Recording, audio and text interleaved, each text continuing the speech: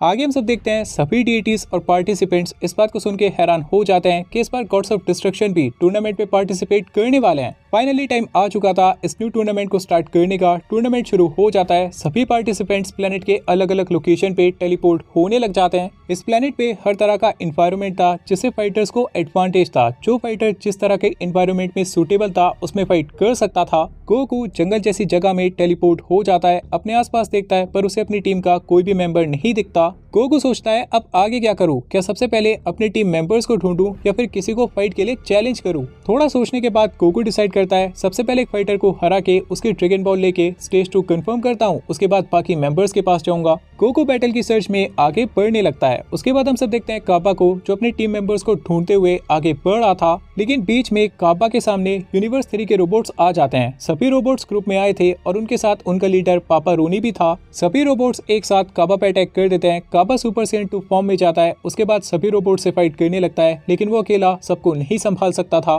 पापा रोनी के रोबोट्स काबा को हराने लगते हैं, उसकी ड्रैगन बॉल लेने की कोशिश करते हैं, पर अचानक से एक ही ब्लास्ट उन सब की तरफ आ जाता है जो ऑब्वियसली किया था विजीटा ने। पापा रोनी विजीटा की पावर से वाकिफ था, वो अपने स्टाफ को यूज करता है। बैटलफील्ड में काफी बड़ा धमाका सा हो जाता है और पापा रोनी अपने रोबोट्स के साथ यहाँ से भाग जाता है। पापा रोनी का प्लान था वो एक साथ ग्रुप में वीक वॉरियर्स पे अटैक करेंगे जिससे उन्हें आराम से हरा के स्टेज 2 के लिए क्वालिफाई हो जाए, जो एक बहुत अच्छी स्ट्रेटेजी थी। काबा अपने बैटल से काफी डिसअपॉइंटेड था। विजीटा बिना कुछ बोले आगे बढ़ने लगता है। काबा विजीटा के पीछे जाता है, उसे सॉरी बोलता है। विजीटा कहता है फोकस पूरा फाइट पे होना चाहिए, खतरा कहीं से भी आ सकता है, अपना गार्ड डाउन मत कर और कॉन्फिडेंट होके फाइट कर। काबा पूछता है उनकी स्ट्रेटेजी क्या होगी। विजीटा इस बात पे बताता है वो प्लेनेट के सेंटर की तरफ बढ़ेंगे, बीच में उन्हें काफी सारे वॉरियर्स मिलेंगे जिन्हें हरा के वो ड्रैगन बॉल्स हासिल कर लेंगे। विजीटा का प्लान भी क्लियर था और उसके ऊपर एक जिम्मेदारी भी थी कि वो काबा को अपने साथ स्टेज 2 में लेके जाए। उसके बाद हम सब देखते हैं गोहान और पिकलो को। पहले टूर्नामेंट की तरह दोनों ने फैसला किया था दोनों साथ में फाइट करेंगे और दोनों ने एक दूसरे को काफी जल्दी ढूंढ लिया था।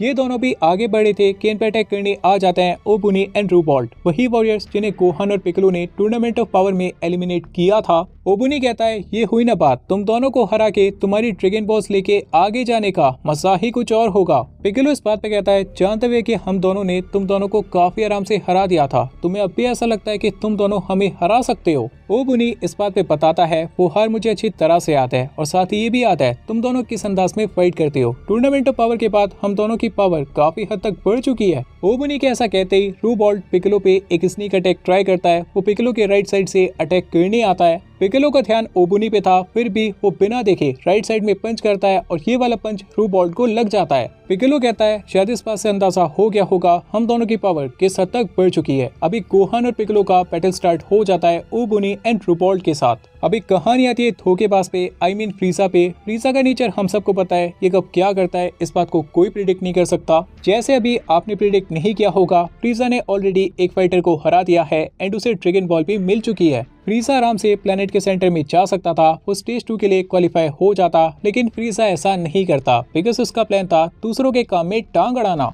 इस बंदे में बहुत दिमाग है, पूरी प्लानिंग के साथ आगे बढ़ता है। प्लानिंग से याद आया, ऐसे बंदे की तरफ चलते हैं जो प्लानिंग वगैरह में विश्वास ही नहीं रखता। जिरेन ऊपर आसमान से सभी फाइट्स को एनालाइज कर रहा था, लेकिन वो किसी की भी फाइट में दखल अंदाजी नहीं देता। जिरेन आराम से वेट करता है कि कोई फाइटर आके जिरेन को चैलेंज करे, लेकिन कोई पागल ही होगा जो बिना बात में जिरेन को चैलेंज करके अपने पैरों पे कुल्हाड़ी मारेगा। अभी चलते हैं टूर्नामेंट के एक पावर हाउस वॉरियर ब्रोली की तरफ। ब्रोली पहली बार किसी टूर्नामेंट में पार्टिसिपेट कर रहा था। टूर्नामेंट के किसी भी फाइटर ने ब्रोली को कभी नहीं देखा था। ब्रोली नर्वस था, वो अपने आप को शांत रखने की कोशिश करता है, साथ में अपने टीम मेंबर्स को ढूंढने लगता है कि अचानक से ब्रोली पे कोई अटैक कर देता है। ब्रोली अपने आप को संभालता है, अपने आसपास देखता है, पर उसके आसपास कोई नहीं होता। ब्रोली को समझ नहीं आता ये अटैक किसने किया था कि अचानक से एक और बार ब्रोली को कोई हिट दे देता है। आप सबने अंदाजा लगा लिया होगा, अगर नहीं लगाया तो भाई ये यूनिवर्स 4 का वही बग है जिसने पिकलो को एलिमिनेट किया था। इसका साइज बहुत छोटा था, इसलिए ब्रोली इसे नहीं देख सकता था। ब्रोली पूरा फोकस बना के अगले अटैक के लिए तैयार हो जाता है। डेनम अगेन ब्रोली पे अटैक करने आगे आता है और फिर से ब्रोली को कोई आता पता नहीं चलता अटैक कहाँ से आया था।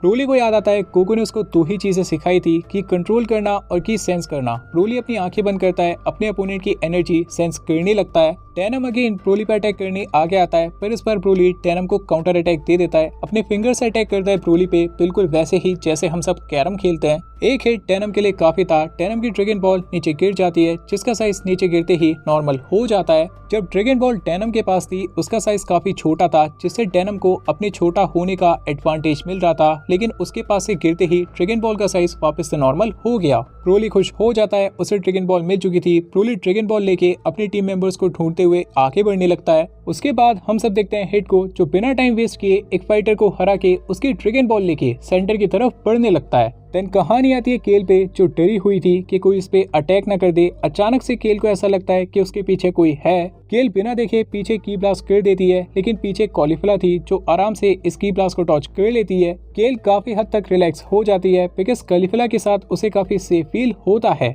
अभी वापस चलते हैं गोकू की तरफ। गोकू के सामने था यूनिवर्स 11 का एक प्राइड ट्रूपर जिसका नाम था कुंशी। गोकू को याद आता है उसने कुंशी से पहले भी फाइट की थी और ये बंदा जाल बिछाने में एक्सपर्ट है। ये बात जानते हुए गोकू जानबूझ के कुंशी की तरफ बढ़ने लगता है। एक साथ काफी सारे एक्सप्लोजन वहाँ पे होने लगते हैं। कुंशी को लगता है उसने गोकू को हरा दिया, लेकिन गोकू तो कुंशी के पीछे था। इंस्टेंट टेलीपोर्टेशन का कमाल। कुंशी हंसने लगता है। गोकू सोचने लगता है भाई ये बंदा पीछे कब देखेगा। कुंशी नोटिस करता है फाइनली कि उसके पीछे कोई तो है। कुंशी पीछे देखता है, गोकू अपना आइकॉनिक पोज करता है। कुंशी हैरान हो जाता है। गोकू कुंशी के पंच में एक पावरफुल पंच मारता है। एक ही पंच में कुंशी बेहोश हो जाता है और गोकू ड्रैगन बॉल लेके आगे बढ़ने लगता है। अभी चलते हैं विजिटा और कापा की तरफ। दोनों प्लेनेट के मिडिल में थे। अचानक से एक बहुत पावरफुल की ब्लास्ट विजिटा की तरफ आता है और विजिटा इस की ब्लास्ट को डॉज कर लेता है। अच्छी बात है कि ब्लास्ट कापा की तरफ नहीं आया, वरना शायद वो इसे डॉज नहीं कर पाता। विजिटा नीचे की तरफ देखता है और नीचे उसे दिखता है कूलर। विजिटा बोलता है तो तू भी अपने भाई और बाप की तरह पीछे से वार करता है। कूलर इस बात पे कहता है जंग में सब जायज है।